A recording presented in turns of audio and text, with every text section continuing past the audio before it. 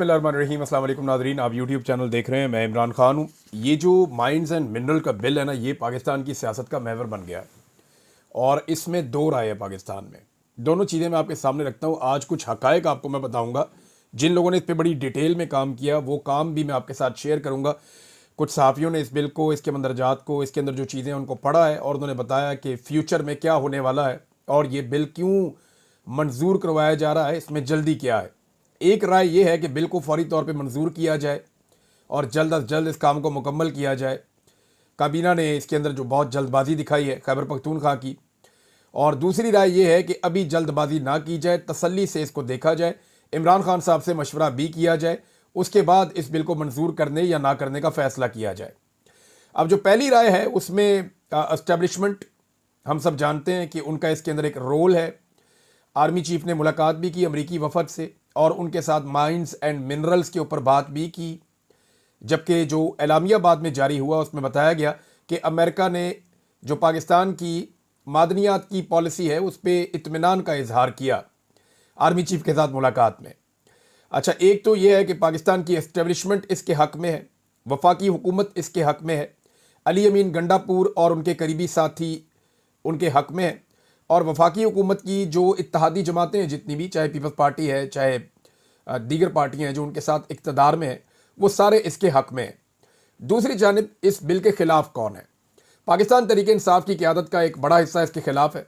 पाकिस्तान तहरीक इंसाफ के वोटर और सपोर्टर्स इसके ख़िलाफ़ हैं। बहुत सारे MNAs इसके ख़िलाफ़ आवाज़ उठा चुके हैं। वो लोग जो इमरान खान साहब के बड़े डाई हार्ट साथी हैं वो भी ख़िलाफ़ हैं। इमरान खान साहब की फैमिली ने, उनकी बहनों ने इसके ख़िलाफ़ मौक़िफ़ लिया है। अपोजिशन का जो इत्तेहाद है, ख़ास तौर पे महमूद खान चकजई साहब, अल्लामा राजा नासिर अब्बास साहब, इन लोगों की तरफ से भी यही खबर है कि वो भी इसके खिलाफ है।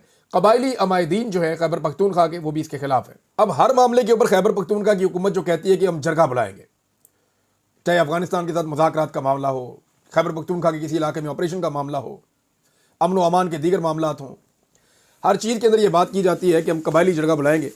तो ये खैबर पख्तूनख्वा का जेवर है, ये खैबर पख्तूनख्वा की मादनियात है। इन वसाइल पे जो पहला हक है वो खैबर पख्तूनख्वा के कबाइल का है, वहाँ के लोगों का है। तो इस पे कबायली जरगा क्यों नहीं बुलाया जा रहा, ये भी एक बड़ा सवाल है। मेरे ख्याल में कबायली जरगा बुलाना चाहिए। वहाँ पे ये फैसला होना चाहिए कि आया ये जो मादनी वसाइल हैं इनके ऊपर ये नया बिल लाने की ज़रूरत है या नहीं है, क्योंकि इससे पहले बिल मौजूद है और इससे पहले कानून भी मौजूद है। और अब एक नया कानून बनाने के पीछे रीज़न क्या है उस पर हम बात कर लेते हैं। लेकिन पहले चंद बयानात जो मैं आपके सामने रखूँगा। जिन लोगों ने बिल पे गौर किया है, इनमें एक टीम है हमारी इस्लामाबाद में दोस्तों की, रज़ी ताहिर साहब हैं, हरबीत सिंह साहब हैं, कुछ और दोस्त हैं उसके अंदर। इन्होंने इसके ऊपर तहकीक की और कुछ इन्फॉर्मेशन इन्होंने जारी की है। ये बिल उजलत में पास करना गलत है, वो लोग ये कह रहे हैं, और खैबर पख्तूनख्वा के अवामी वसाइल जो है उनके साथ ज्यादती है। सबसे पहले सलमान अकरम राजा साहब का स्टेटमेंट मैं आपके सामने रखता हूँ ताकि एक एक करके सारे बयानात आपके सामने आ जाएंगे, तो आपको अंदाज़ा हो जाएगा कि इस बिल के ऊपर कौन क्या कह रहा है और किसकी पोजीशन क्या है। सलमान अकरम राजा साहब इस बिल के बारे में कहते हैं कि सूबाई हुकूमत को माइंस एंड मिनरल्स बिल भिजवा कर हुक्म दिया गया है कि उसे इतने दिनों में पास करवा लें। यह तरीका नामुनासिब है। यानी ये तो दबाव डाला गया ना, बताया गया कि जी बिल आ गया आपके पास, बिल भिजवाया गया है। यानी ये दावा यह है कि ये बिल उन्होंने खुद नहीं बनाया, खैबर पख्तूनख्वा की गवर्नमेंट ने, उनको ये बिल भिजवाया गया है और भिजवा कर ये कहा गया है कि इतने दिनों के अंदर आप ये बिल पास करवा लें। यानी ये एक दबाव है जो बिल उनको भेजा गया। तो सलमान अकरम राजा साहब का मौक़िफ़ इसके अंदर एक ये है। दूसरा इसके अंदर शहबाज गिल साहब का मौक़िफ़ है। शहबाज गिल साहब का कहना है कि मैंने ये बिल पढ़ा है और इसको समझा है, माहिरीन से बात की है। मेरी नाकस ख्याल में खैबर पख्तूनख्वा मिनरल्स बिल जो है इसमें खान साहब की रिहाई और कैद, ये दोनों की चाबी है। जर्नल्स को मादनियात चाहिए, इन्हीं मादनियात को दिखाकर आलमी बरादरी से खान की तवील कैद पर रजामंदी मांगी जाएगी। बिल को खान की रिहाई तक किसी सूरत पास मत करें। मुझे लगता है कि जब तक मिनरल बिल पास नहीं हो जाता खान की मुलाकात को बंद रखा जाएगा। इन्हीं मिनरल्स को सस्ते दामों बेचकर इमरान खान जैसे हीरे को जेल में रखने का सौदा आलमी साम्राज्य के साथ किया जाएगा। ये मामला इतना सादा नहीं। गौर करें, नून लीग इस बिल की हमायत कर रही है। देखें, अब अगर इसको सिंप्लीफाई करें ना तो वो कहना क्या चाह रहे हैं, मैं आसान अल्फाज में बताता हूँ। शहबाज गिल और दीगर कुछ लोग ये कहना चाह रहे हैं कि ये जो खैबर पख्तूनख्वा की मादनियात हैं, खैबर पख्तूनख्वा के लोग ही इमरान खान के साथ पूरी ताकत के साथ खड़े हैं, उन्हीं लोगों की मादनियात को बैरून मुल्क से जो लोग इंसानी हकूक के लिए दबाव डाल रहे हैं या जो ममालिक दबाव डाल रहे हैं, वहां पे लॉबिंग के लिए और उनको लालच देने के लिए ये मादनियात उनको ओने पोने दे दी जाएंगी।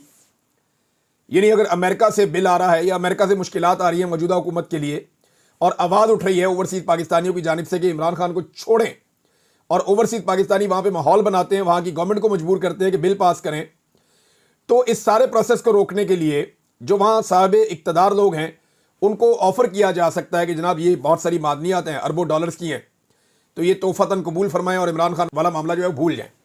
वो ये कहना चाहते हैं, जो शहबाज गिल साहब हैं वो ये बात कहना चाहते हैं।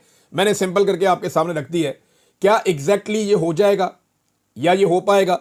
इस पे एक इंडियन जर्नलिस्ट हैं अशोक सवेन, वो ये कहते हैं कि पाकिस्तान को करप्शन के जरिए दिवालिया करने के बाद अब शरीफ खानदान माइनिंग के नाम पर मुल्क को लीज पर देकर नीलाम करने का मनसूबा बना रहा है।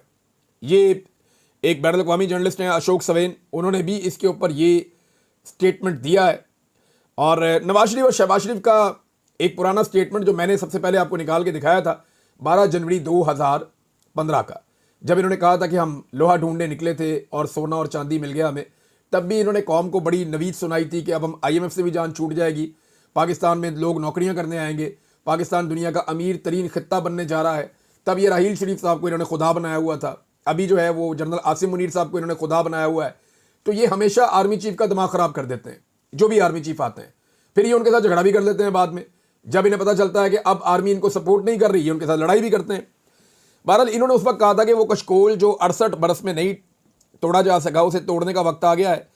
अब हम बाहर कशकोल लेकर नहीं जाएंगे, बल्कि तांबा, लोहा और सोना लेकर जाएंगे और मुल्क का खोया हुआ मुकाम दोबारा हासिल करेंगे। चनियोट में सोने, तांबे और लोहे के ज़खायर मिलने पर शहबाज शरीफ और नवाज शरीफ का जो दावा है वो वायरल हो गया दोबारा से। ये मैंने आपको अपने एक वीलॉग में 2 वीलॉग्स पहले बताया था कि ये एक्चुअली इन्होंने किस तरीके से पहले भी कौम को बेवकूफ़ बनाया, ये दोबारा कौम को बेवकूफ़ बनाना चाहते हैं। अच्छा नाज़रीन, इसके ऊपर जो है वो अनवर लोधी साहब हैं एक जर्नलिस्ट, उन्होंने भी एक बात की। उन्होंने कहा खैबर पख्तूनख्वा के अरकान असम्बली याद रखें कि यह मादनियात का बिल नहीं है, इमरान खान की उम्र कैद का बिल है। आलमी ताकतों को मादनियात मिल गई तो इन्हें कोई सरोकार नहीं होगा कि इस मुल्क में जमहूरियत है या नहीं। सियासी कैदियों के साथ क्या सलूक हो रहा है उन्हें कोई सरोकार नहीं होगा। मैंडेट चोरी हुआ है या नहीं हुआ इन्हें कोई गर्ज नहीं होगी। वो ये कह रहे हैं कि जो आलमी ताकतें आवाज़ उठाती हैं पाकिस्तान में इंसानी हकूक़ के लिए, उन्हें चुप कराने के लिए तोहफ़तन ये आपके जो ख़जाने हैं मादनियात के, ये उन्हें दे दिए जाएंगे और उसके नतीजे में वो चुप कर जाएंगे। अज़हर मशवानी साहब जो पाकिस्तान तहरीक इंसाफ के सोशल मीडिया के रूहे रवा हैं, उन्होंने भी जनाब एक ट्वीट किया। वो ये कहते हैं कि माइंस एंड मिनरल्स को वफाक के कब्ज़े में लाने की कोशिशें इस सिलसिले की कड़ी है जिसके तहत SIFC ने बाकी चीज़ों पर कब्ज़ा किया है। खालिद खुर्शीद को SIFC के कब्ज़ों पर आवाज़ उठाने पर 34 साल सज़ा दिलवाई गई। रेस्ट हाउसेज के खसारे की आड़ में गिलगित बल्तिस्तान के 44 सियाहती मकामात और 4400 कनाल ज़मीन ओने पोने दाम ग्रीन टूरिज्म नामी एक नौज़ायदा कंपनी के हवाले किए गए हैं। यानी इतनी बड़ी ज़मीनें जो हैं वो SIFC ने ले ली हैं गिलगित बल्तिस्तान से और वो अक्वायर कर ली हैं और वहाँ पे वो ग्रीन टूरिज्म लेकर आ रहे हैं। और जो मकामी लोग हैं वो इस पर एहतजाज करते हैं कि ये हमारा हक है, ये खूबसूरती, ये जंगल, ये सब हमारा है और हम पहले इसके बेनिफिशरी हमें होना चाहिए, हमें ट्रेंड किया जाए, मौका दिया जाए, ये जितनी हॉस्पिटैलिटी इंडस्ट्री है ये सारी हम चलाएंगे। इस पर आवाज़ उठाई थी तो उसके बाद जो 34 साल तक की सज़ा हो गई है खालिद खुर्शीद साहब को और वो बड़ी मुश्किल में है। उन्होंने भी इसके ऊपर बात की है और उन्होंने कहा ये गलत है, फ़ौज को अपने काम से काम रखना चाहिए, उनको दिफाई मामला देखने चाहिए। जब आप इन मामलात में आते हैं और इनमें नाकामी होती है तो सारा मलबा आप पर गिरता है। जब आप ज़राअत के अंदर आएंगे और गंदम महंगी होगी, आटा नहीं दस्तयाब होगा, गंदम का बहरान होगा तो लोग आपको ज़िम्मेदार कहेंगे। जब आप मादनियात के शोबे में आएंगे, मुल्क का कर्जा नहीं उतरेगा तो लोग आपको ज़िम्मेदार कहेंगे। आप जिस शोबे के अंदर आएंगे, बिजली के शोबे में आएंगे, लोगों को तवानाई महंगी मिलेगी और जब लोड शेडिंग होगी तो लोग आपके ऊपर उंगली उठाएंगे। तो ये बात वो समझाने की कोशिश कर रहे हैं। और ये 4199 कनाल जंगलात की वो ज़मीन है जिस पर कोई इमारत सिरे से मौजूद ही नहीं है। एक साल में कितना मुनाफा कमाया, ये भी उन्होंने सवाल उठाया। तो खालिद खुर्शीद साहब का और मैंने आपको बताया अज़हर मशवानी साहब का भी, इसके ऊपर बैरिस्टर उमैर नियाज़ी साहब ने भी एक स्टेटमेंट दिया है। ये मियाँ वाली से इमरान खान साहब के बड़े करीबी साथी हैं, इन्होंने वहाँ से इलेक्शन लड़ा है। वो ये कहते हैं कि इमरान खान से मशवरा किए बगैर हमें मादनियात का बिल मंजूर नहीं करना चाहिए। यानी सबके सब लोग यही कह रहे हैं कि किसी सूरत भी मादनियात का बिल मंजूर ना किया जाए। ये वो लोग हैं जो इमरान खान साहब के साथी हैं, ये वो लोग हैं। और अलीमा खान साहबा ने भी कहा कि जब तक इमरान खान साहब बाहर नहीं आते तब तक मादनियात के बिल पे पेशरफ्त नहीं होनी चाहिए। दूसरी तरफ अली अमीन गंडापुर, उनके भाई और उनके करीबी साथी, उनके कैबिनेट के साथी, वो सारे इस बात पे जोर लगा रहे हैं कि कुछ नहीं है इस बिल के अंदर, इसको फौरी तौर पे मंजूर किया जाए, ये मंजूर होना चाहिए। अब कुछ सहाफ़ी भी ये बता रहे हैं कि जनाब अब इस बिल के अंदर है क्या। देखिए, ये सबसे इंपॉर्टेंट बात तो ये है कि बिल के अंदर क्या है। बिल के अंदर जनाब हुसैन नदीम साहब ने एक इसके ऊपर तहकीक की है और उन्होंने इसको थारोली जब पढ़ा तो उसके बाद वो ये बताते हैं कि अगर इस बिल को आप पढ़ते हैं तो आपको ये पता चलता है कि एक ऐसी मरकज़ी अथॉरिटी बनाई जा रही है और ताकि कवानीन, क़वाइद व ज़वाबित और एहतसाब या जो जवाबदेही आपको देनी होती है, इन सारी चीज़ों को नज़रअंदाज कर दिया जाए और SIFC के इख्तियार के अंदर चीज़ें चली जाएँ। और SIFC जो है वो खैबर पख्तूनख्वा की मादनी सनत का कंट्रोल संभाल ले और मिलिट्री के लिए, मिलिट्री इस्टेब्लिशमेंट के लिए इसमें एक जगह बन जाए। ये बिल्कुल ऐसे ही है जैसे पंजाब और सिंध के अंदर और बलूचिस्तान में बड़े हिस्सों पर ज़मीन पर कब्ज़ा किया गया है, या कि हॉस्पिटैलिटी इंडस्ट्री जो है उसमें गिलगित बल्तिस्तान के अंदर जो है GB में वो बहुत बड़ा कब्ज़ा किया गया है। उन्होंने कहा जी कि ये पूरी की पूरी सनत जो है वो एक तरह से जारी है मिलिट्री इस्टेब्लिशमेंट के कंट्रोल में SIFC के ज़रिए से, और एक ऐसे सूबे में जहाँ पहले ही जंग जैसी सूरत हाल है। जब इस तरह का काम किया जाएगा तो इसमें अस्करियत पसंदी के मामलात भी हैं। उन्होंने बहुत सारी चीज़ें इसके अंदर डिटेल में बताई हैं और उन्होंने कहा जी इसको पढ़ने के बाद जो मुझे समझ आती है वो ये है कि मादनियात जो है वो अब खैबर पख्तूनख्वा के कंट्रोल से निकल के वफाक के और SIFC के कंट्रोल में चले जाएगा। तो नाज़रीन, ये मामला है सारा का सारा इस बिल का, माइन एंड मिनरल्स बिल का। अब इसके ऊपर दो अलग अलग राय है और पाकिस्तान तहरीक इंसाफ तो नहीं चाहती कि ये बिल जो है मंजूर हो। सलमान अकरम राजा साहब ने मुलाकात के लिए नाम भिजवा दिए, लेकिन पहली मरतबा पिछले 1.5-2 साल में हमने एक चीज़ होते हुए देखी कि बैरिस्टर गौहर जो है वो बड़े अग्रेसिव होकर बोले। देखिए, सलमान अकरम राजा साहब बैठे थे, उनके साथ बैरिस्टर गौहर बैठे थे। सलमान अकरम राजा साहब ने जो सवालात उठाए वो बैरिस्टर गौहर के साथ बैठकर उठाए और उन्होंने कहा कि जब इमरान खान की बहनें बाहर सड़क पे बैठी हैं, जब हमें ज़बरदस्ती रोक दिया गया है, जिनके नाम थे मुलाकात के लिए उन लोगों को बाहर रोक दिया गया, तो बाकी लोगों को अंदर जाके इमरान खान से मुलाकात के लिए जल्दी नहीं करनी चाहिए थी। अब इसमें दो राय है। कुछ लोग कहते हैं जिन्होंने मौका मिले जाके मिलो तो सही, लेकिन बाकी लोग ये कहते हैं कि वो एस्टेब्लिशमेंट तय करती है कि कौन मिलेगा और कौन नहीं मिलेगा। तो जब एस्टेब्लिशमेंट किसी को अंदर भेजती है तो वो असल बात अंदर जाने नहीं देती और अंदर की बात बाहर आने नहीं देती। बैरिस्टर गौहर साहब ने ये सारी बातें बैठ के सुनी थी सलमान अकरम राजा साहब के साथ। उस वक्त वो कुछ नहीं बोले क्योंकि उनकी तबीयत ही ऐसी है, वो नहीं बोलते। लेकिन फिर उन्हें जो है वो किसी ने होश दिलाया, किसी ने उनको ताकत का इंजेक्शन लगाया और उन्हें कहा कि बोलिए जनाब, आपको पार्टी का चेयरमैन लगाया गया, आप पार्टी के चेयरमैन हैं, लिहाजा ये तो मौका है, आप बोलिए सलमान अकरम राजा के खिलाफ। तो फिर उसके बाद वो बड़ा खुलकर बोले, जनाब मैंने टिकट दिए सबको, मैं पार्टी में मजबूत हूं, मैं किसी को क्यों जवाब दूं, मुझे सारे जवाब देंगे। तो बड़ा जबरदस्त तरीके से, जोरदार तरीके से पहली मरतबा हमने देखा जनाब बोलते हुए मोहतरम को। इससे पहले हमने कभी नहीं देखा। और एस्टेब्लिशमेंट का एक चैनल है सोशल मीडिया का, उन्होंने उसको रीट्वीट भी किया। यानी अब जरा खुल के सामने आने का वक्त आ गया उनके भी, बैरिस्टर गौहर का, और उन्होंने एस्टेब्लिशमेंट के एक चैनल को रीट्वीट भी किया। और वहाँ से रिक्वेस्ट आती रहती है मुख्तलिफ सहाफ़ियों को, मुख्तलिफ लोगों को कि हमारे चैनल को रीट्वीट करें, ज़रा इसकी रीच बढ़े, क्योंकि चैनल के ऊपर जो है वो बजट बहुत ज़्यादा लगा दिए हैं, लेकिन काम हो नहीं रहा, बयानियाँ बन नहीं रहा, इवन उसकी रीच ही बिल्कुल ख़त्म हो गई है चैनल की। तो अब वो पाकिस्तान तहरीक इंसाफ के रहनुमाओं को कहते हैं कि हमें आके इंटरव्यू दे दो। अभी एक डिजिटल चैनल है जो एस्टेब्लिशमेंट के ज़रिए कंट्रोल चलता है, उसके ऊपर आज़म सवाती साहब को भी देखा गया और अभी जो है वो एक रीट्वीट किया बैरिस्टर गौहर साहब ने। तो वो बेचारे रिक्वेस्टें करते रहते हैं कि जनाब हमारा रीट्वीट कर दें। सहाफ़ियों को भी कहते हैं, जिन लोगों के पास पाकिस्तान तहरीक इंसाफ के लोग हैं उनको भी कहते हैं कि आप रीट्वीट कर दें, इसको ज़रा वायरल करें थोड़ा सा। तो बेचारे कोशिश करते रहते हैं। डिजिटल चैनल तो उन्होंने बना लिया है, करोड़ों अरबों रुपया लगा भी दिया है, लेकिन अभी तक उसका आउटकम कुछ नहीं आया। सलमान अकरम राजा साहब भी डट गए, वो ये कह रहे हैं जवाब तो देना पड़ेगा कि आप हमें छोड़ के अंदर कैसे चले जाते हैं। देखिए, इसमें पाकिस्तान तहरीक इंसाफ की जो क़यादत है ना, वो बैठ के भी इस चीज़ को तय कर सकती है। वो इस बात को बैठ के तय कर सकती है कि जनाब तय कर लेते हैं कि जिनके नाम दिए जाएंगे फिर वही अंदर जाएंगे, बाकी लोग अंदर नहीं जाएंगे। वरना इस तरह तो ये हमेशा शक ही रहेगा, लोग मशकूक बनते रहेंगे कि एस्टेब्लिशमेंट जिसको चाहती है उसको अंदर भिजवा देती है इमरान खान साहब से मिलने। और इमरान खान साहब ने खुद कहा, नियाज़ुल्लाह नियाज़ी साहब के बकौल, कि जनाब जिसको मैं मिलना चाहता हूं उन्हें अंदर भेजते नहीं, और जिन्हें मैं नहीं बुलाता उनको अंदर भेज देते हैं मिलने के लिए। अब बैरिस्टर गौर साहब को मिलने में इमरान खान साहब की क्या दिलचस्पी होगी? बैरिस्टर गौर साहब से सवाल किया सहाफ़ियों ने, और बार बार सवाल किया, लगभग 6-7 मरतबा सहाफ़ियों ने सवाल किया, उन्होंने जवाब नहीं दिया। सहाफ़ियों ने ये पूछते रहे कि क्या आपने इमरान खान को ड्रोन हमले के बारे में बताया, क्या आपने इमरान खान को ड्रोन हमले के बारे में आगाह किया? तो जो इमरान खान साहब से लोगों ने मुलाकातें की हैं, उन्होंने इमरान खान साहब को ना तो ड्रोन हमले के बारे में बताया है और ना ही इमरान खान साहब को ये माइंस एंड मिनरल्स बिल, जिसके तहत खैबर पख्तूनख्वा की जो मादनियात हैं वो मुबैना तौर पे कंट्रोल में चली जाएंगी। वफाक के बहुत हद तक बहुत सारी चीज़ें उनके कंट्रोल में भी आ जाएंगी, कुछ चीज़ें इंडिपेंडेंट हो जाएंगी और उनके ऊपर जो है वो निगरानी खत्म हो जाएगी, खैबर पख्तूनख्वा की हुकूमत का कंट्रोल कम हो जाएगा।